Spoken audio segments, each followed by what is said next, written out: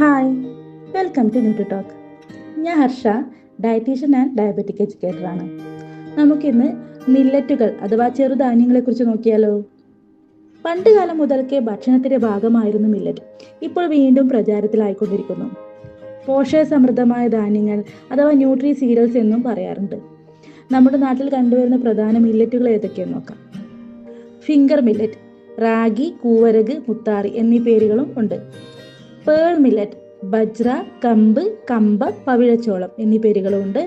Foxtail millet അതായത് തിന, little millet, ചാമ, കോഡോ millet, വരക്, ബെർണിയാഡ് millet, കുതിരവാലി, proso millet, പനിവരക്, സ്വർഗം, മണിച്ചോളം, ചോളം, ജോവാർ.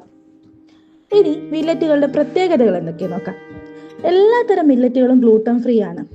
അതായത് ഈ സീലിയാക്ക് രോഗമുള്ളവർക്കും ഗ്ലൂട്ടൻ അലർജി ഉള്ളവർക്കും ഉപയോഗിക്കാവുന്നതാണ്.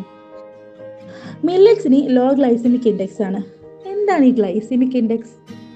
ഒരു ഭക്ഷണം കഴിക്കുമ്പോൾ രക്തത്തിലെ ഗ്ലൂക്കോസ് എത്രമാത്രം കൂടുന്നു എന്നതിന്റെ സൂചികയാണ് ഗ്ലൈസിമിക് ഇൻഡെക്സ്. ഇവയിൽ പലതിനും ഗ്ലൈസിമിക് ഇൻഡെക്സ് കുറവാണ്. അതിനാൽ ബ്ലഡ് ഗ്ലൂക്കോസ് സാവധാനം മാത്രമേ ഉയർത്തുകയുള്ളൂ. എന്നാൽ റാഗിക്ക് ഗ്ലൈസിമിക് ഇൻഡെക്സ് കുറച്ച് കൂടുതലാണ്. അതായത് മോഡറേറ്റ് ഗ്ലൈസിമിക് ഇൻഡെക്സ് ആണ് റാഗിക്ക് അഥവാ മുത്താറിക്കുള്ളത്.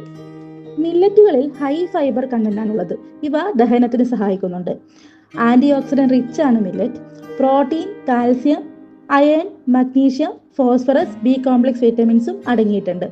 പ്രധാന ആരോഗ്യ ഗുണങ്ങൾ എന്തൊക്കെയാന്ന് നോക്കിയാലോ. പ്രമേഹ നിയന്ത്രണം.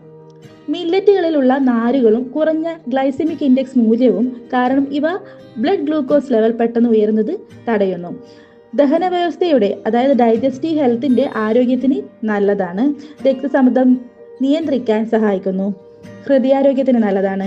വിളർച്ച അഥവാ അനീമിയ തടയുന്നു. ശരീരഭാരം നിയന്ത്രിക്കുന്നത് ഒരു വലിയ പങ്കുണ്ട് മില്ലറ്റുകൾക്ക്. മില്ലറ്റുകളുടെ നാരുകൾ വയറു നിറഞ്ഞതായി തോന്നാൻ സഹായിക്കുകയും ഇത് ശരീരഭാരം നിയന്ത്രിക്കുകയും ചെയ്യുന്നു. മില്ലറ്റുകൾ ധാന്യങ്ങൾ പാചകം ചെയ്യുന്നത് പോലെ ദോശ, ഇഡ്ലി, ഉപ്മാവ്, കിച്ചടി എന്നിവ ഉണ്ടാക്കി ഉപയോഗിക്കാവുന്നതാണ്.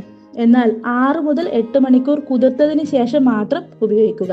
അതുപോലെ ഫെർമെന്റ് ചെയ്ത് അഥവാ പുളിപ്പിച്ച് ഉപയോഗിക്കുന്നത് കുറച്ചുകൂടി നല്ലതാണ്. Thank you.